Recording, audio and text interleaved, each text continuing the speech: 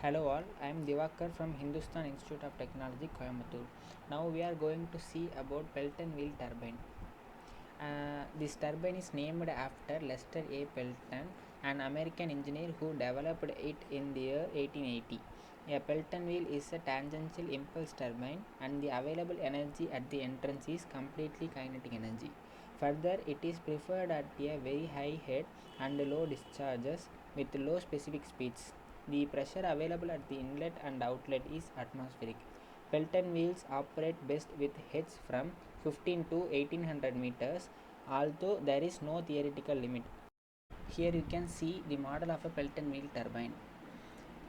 Components of Pelton turbine: nozzle with guide mechanism. The function of the nozzle of a Pelton wheel is to convert the available pressure energy into high velocity energy in the form of jet. The quantity of water required is proportional to the load on the turbine. Therefore, to control the flow through the nozzle, some sort of a regulating or a governing mechanism is necessary. This is generally done by using a sphere inside the nozzle. The movement of sphere inside the nozzle changes the area of flow through it, thus varying the discharge. The nozzle is usually made of either cast iron or cast steel. Sometimes a small brake nozzle is also used in case of large turbines.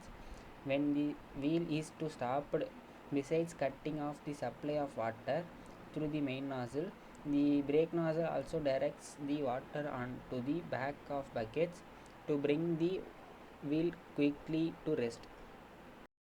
Runner with buckets. The runner of a Pelton turbine consists of a number of double coupled buckets fixed to the periphery of the wheel. Each bucket has a sharp edge at the center called the splitter. The jet strikes each bucket at the splitter and is divided into two sides, thus avoiding any unbalanced thrust on the shaft. As the splitter takes the full impact of the jet, so it has to be quite strong. Casing. It is made of cast iron or fabricated steel plates. The casing does not perform any hydraulic function. However, a casing is necessary to avoid accidents, splashing of water, to lead the water to the tail race, and to support the hosing for the bearing and the nozzle. Dimensions of bucket. The minimum possible width B of the bucket is approximately 2d, where d is the diameter of jet. This dimension is usually taken as 2.8 to 3.2d to avoid losses. Some prefer to take it as 3 to 4d. The depth of the bucket T usually lies between 0.8 to 1.2d. The height h of the bucket is 2.4 to 2.8d. Here is the dimensions for the structure of a bucket. Number of jets. Number of jets may be increased, usually up to 4, but never more than 6, because higher number of jets makes the governing complicated. Working of Pelton wheel turbine.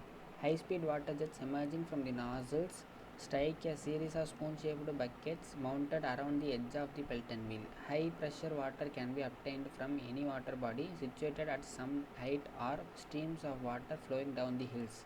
As water flows into the bucket, the direction of the water velocity changes to follow the contour of the bucket. These jets flow along the inner curve of the bucket and leaves it in the direction opposite to that of the incoming jet. When the water jet contacts the bucket, the water exerts pressure on the bucket and the water is decelerated as it does a U-turn and flows out the other side of the bucket at low velocity. The change in momentum of water jet produces an impulse on the blades of the wheel of Pelton turbine. This impulse does a work on the turbine and generates the torque and rotation in the shaft of Pelton turbine. To obtain the optimum output from the Pelton turbine, the impulse received by the blades should be maximum. For that, change in momentum of the water jet should be maximum possible. This is obtained when the water jet is deflected in the direction opposite to which it strikes the buckets and with the same speed relative to the buckets. Often, two buckets are mounted side by side, thus splitting the water jet in half. The high speed water jets emerging from the nozzle strike the buckets at splitters placed at the middle of the buckets, from where jets are divided into two equal streams. This balances the side load forces on the wheel and helps to ensure smooth, efficient momentum transfer of the fluid jet to the turbine wheel.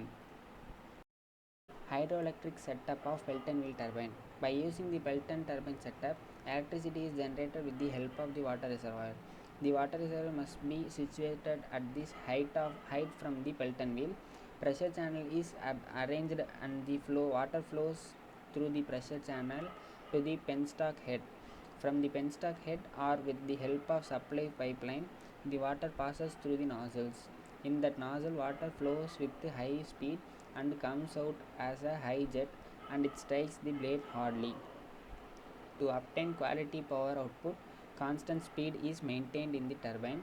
To maintain constant speed of turbine, water flow through the nozzles is changed. In the jet, servo controlled spear valves are used to control the change of jet load to a change in the flow rate. Due to sudden reduction in the load, the jets are repelled by using the deflector plate. Due to that, the jets does not strike the blade. Over fast moving of the turbine must be prevented.